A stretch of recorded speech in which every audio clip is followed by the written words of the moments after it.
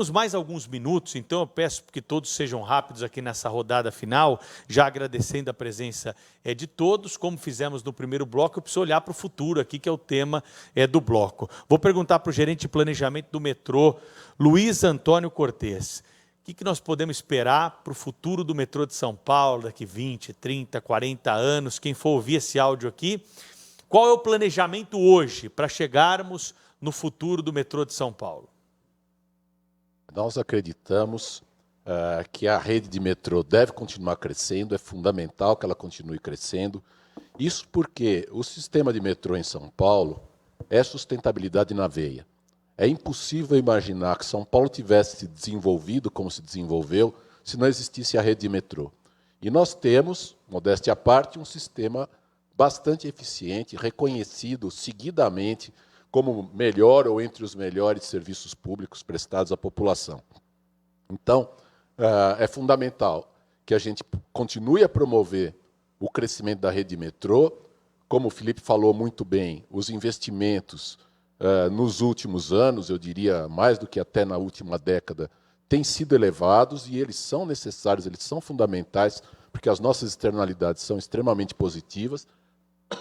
Agora, é preciso lembrar que o planejamento não se deve fazer de maneira isolada. Nós não devemos ter o metrô dali, de um lado, o sistema ônibus do outro, o desenvolvimento urbano, o planejamento urbano, ainda em outra caixinha, em outra gavetinha. Nós precisamos ter isso integrado e saber tirar as sinergias que a gente pode tirar disso. Fundamental é a gente olhar para daqui a 50 anos, São Paulo, uma cidade que siga os princípios do urbanismo biofílico, uma cidade com menos impermeabilização, uma cidade com mais arborização, o que não significa uma cidade espraiada. Pelo oposto, estou falando aqui de uma cidade densa, energeticamente eficiente e com sistemas de transporte integrados. E a estrutura, a espinha dorsal, certamente é a rede de metrô. Temos uma rede grande de sistemas sobre trilhos, temos uma rede de 385 quilômetros, somando metrôs e ferrovia, e trem metropolitano. Já são 101,4 quilômetros de metrô e monotrilho, e vamos ter que crescer para mais de 200. Mas, assim, nós temos que expandir a rede, atingir a periferia, que hoje, infelizmente, ainda está sem servir, mas também conseguir conter esse espraiamento urbano, trazer gente de volta para o centro, trazer gente de volta para essa coroa de baixa densidade que a gente tem em São Paulo, e aproveitar as sinergias e as oportunidades que o mercado imobiliário vai oferecer nesse sentido.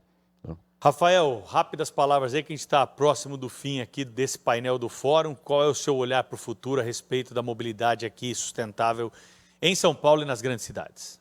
É muito bom, Pedro. Eu acho que um desafio que os operadores de transporte vão precisar se debruçar nos próximos anos é como é que a gente consegue atrair usuários para o sistema de transportes. Inequivocamente, alguns dos sistemas de transporte têm perdido usuários e clientes ao longo do tempo, e a gente precisa, de fato, atrair as pessoas para que elas usem, de fato, o transporte público. O Sérgio Aveleda estava aqui no painel anterior, ele tem uma frase que eu gosto muito, eu repito essa frase, é que pouco importa eu trocar o ônibus a diesel vazio, circulando na cidade, para o ônibus elétrico vazio, circulando na cidade. Então, acho que isso é um desafio para o futuro dos planejadores urbanos e dos planejadores de transporte, é criar estímulos concretos e efetivos para atrair os usuários para o sistema de transporte. Obrigado também pela presença, Rafael. Michel Cerqueira, e o seu olhar para o futuro, Michel?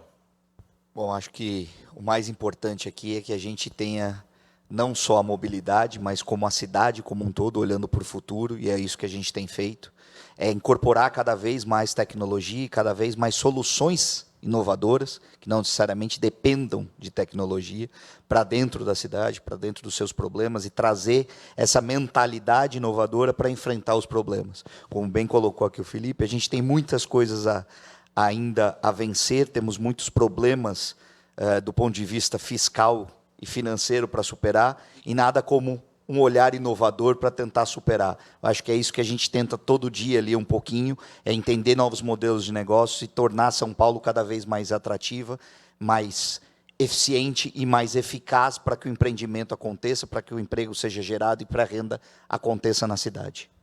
Para finalizar o painel, agradeço também e peço as considerações finais do Felipe Salto, ex-secretário de Fazenda e Planejamento do Estado de São Paulo, seu olhar para o futuro. Felipe. Quero, em primeiro lugar, agradecer mais uma vez ao Grupo Bandeirantes, à Rádio Bandeirantes, cumprimentar pelos 87 anos, pelo trabalho excepcional que vocês fazem, sobretudo em tempos de fake news, de notícias falsas, em que as pessoas têm dificuldade até de aprender como ler um jornal, como apreciar uma notícia, como diferenciar aquilo que é informação de boa qualidade daquilo que não é. Então, parabenizo mais uma vez, é um prazer poder participar desse evento, sobretudo com 3 colegas tão qualificados. E eu diria o seguinte, como mensagem final, não existe vento bom para nau sem rumo. Eu acho que aqui no Brasil, em algumas localidades, como em São Paulo, nós estamos com um rumo bem definido. Um aumento do investimento, já alguns governos e agora com uma aceleração ainda maior, pelo que nós estamos vendo dos planos que estão sendo anunciados e desse 1 ano e meio do governador Tarcísio de Freitas. Agora, do ponto de vista do país, se nós queremos aumentar o investimento público, o investimento privado, e só tem 2 jeitos de ter crescimento econômico, e por sua vez ter crescimento econômico é aumentar o bem-estar das pessoas, aumentando exportações líquidas de importações e aumentando investimentos. Se nós queremos fazer isso, se nós quisermos fazer isso, nós temos que voltar a resgatar a capacidade de planejamento. Então, os instrumentos que estavam previstos na Constituição Cidadã em 1988 precisam ser resgatados, desde a esfera do pequeno município até a esfera da União Federal. Isso não é